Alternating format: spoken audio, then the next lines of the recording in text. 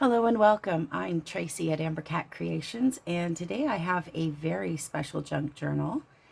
I'm going to discuss predominantly how I put it together, but you will notice that there is writing in this. There are 9 skeleton lessons and activities that I plan on doing this summer with my grandson by his request. The initial binder is quite thick. I have recycled a 3-ring binder. It's 3 inches deep, 8.5 inches wide, 10 inches tall. I'll show you exactly what I used. I used one of these Creative Homes that I picked up at a thrift store. As you can see, it has plenty of paper that you can use as your foundation. The pages are quite great because they all open up, so you can use the page as a full spread. You can glue it down, trim the edge, use it as a giant pocket, and they're actually quite durable, which is something you're going to need with a 9-10-year-old's junk journal. For this particular binder, because it's for a little boy, I did do more of a steampunk vibe. It's covered in metal embellishments all the way around. I'm not going to pick it up and flip it all around because of its size. It is covered in a faux suede. It was a paper that I actually bought on Amazon. It has a key on a string and 2 buttons that I just kind of wind around as the closure. The opening page is a collage of items. Insects, there's some washi tape with a human skeleton, little bone on his name tag, butterflies, lichen, a lot of insect cards, and Tim Holtz supplied me with some x-rays from Halloween, and of course the anatomy stamps, which I made my own little cards with. The inside cover is also covered with a old file folder. I've made it quite durable.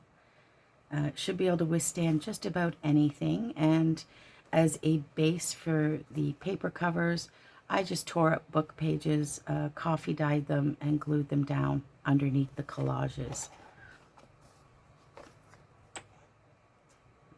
Inside the cover page, I have a mini file folder that explains the definitions that are in each of the lessons. Lesson 1, like most things in science, there are a lot of words because you need some building blocks or foundation blocks in what you're discussing or learning later on. Giant pocket. There is some exercise paper found in the giant side pocket. Going to be labeling the anatomy of an ant for exoskeleton. Plants are made of different materials, so we have seed and soil. In the envelope, we have a bit of a experiment to conduct on plants.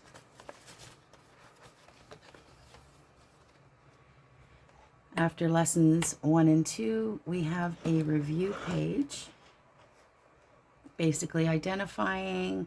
Answers are underneath. They just need to be flipped up to see if you're correct.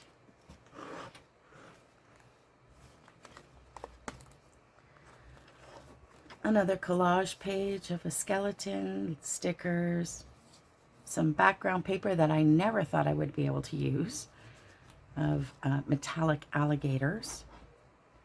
Again, there is some more information. I've put these little indicators, they say notebook. He does have a notebook that I'll show you at the back of the book where he will be answering some questions. We have a little field trip.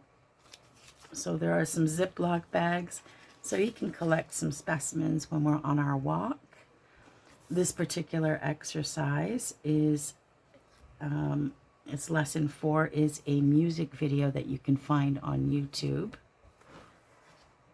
Again, another little pocket, some insect cards. They're already pre-labeled. Those were a great find from an old book. We have another review section, very similar to the first one.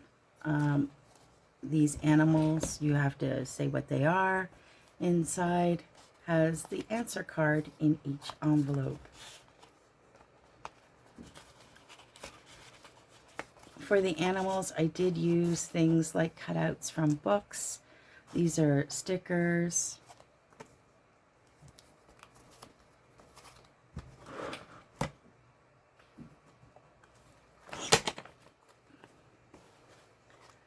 Lesson 5 is an art class. That's why we go for the nature walk.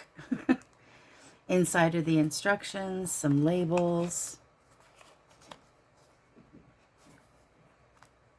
We'll be creating a miniature biodome.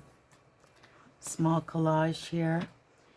Again, Tim Holtz came to the rescue with lesson 6. We have x-rays. You'll be able to hold them up and identify the bones in the x-ray. So we have a couple pages there. This page is the endo and exoskeleton. So we have a human being x-ray and a insect x-ray. There's again more notes to do in his notebook, more of a comparison of what the two are like. We have a special x-ray in this envelope. It's vellum, so you can actually see the x-ray in it. I don't know if that's showing up well on camera, but it's there. And the answer card is in a top pocket.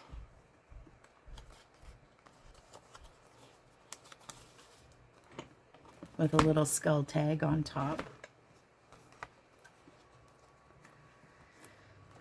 Page 7, we're going to look at caterpillars and metamorphosis. So I think that's pretty obvious here. We have some collages, some with book pages, some with items from my stash.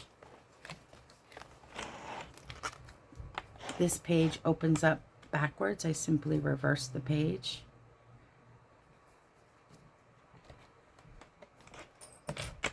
We have stages that he will label in his book of metamorphosis. We have another decorative side pocket, another insect card. And of course we have a review. This is also metamorphosis, but it's done with tadpoles and frogs. These lily pads were found at the dollar store, actually. These tadpoles and these tadpoles with legs are fishing lures where I removed the hook. I used glass beads and 3D Mod Podge inside a to cover them, and the picture of the background is actually a water picture.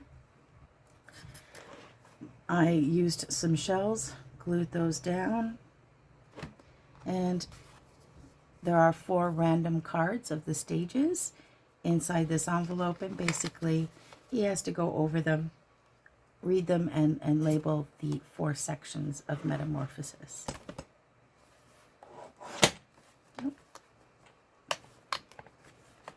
Don't know what happened there.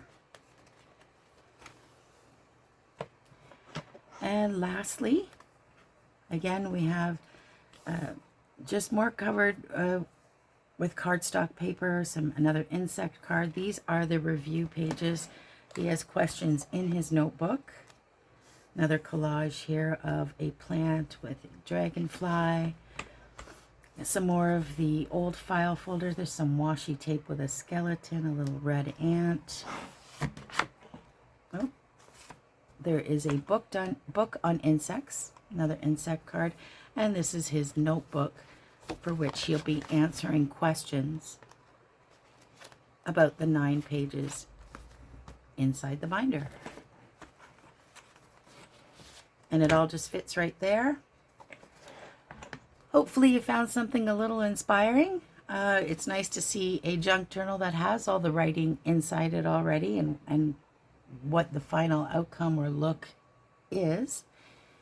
I hope you have some comments.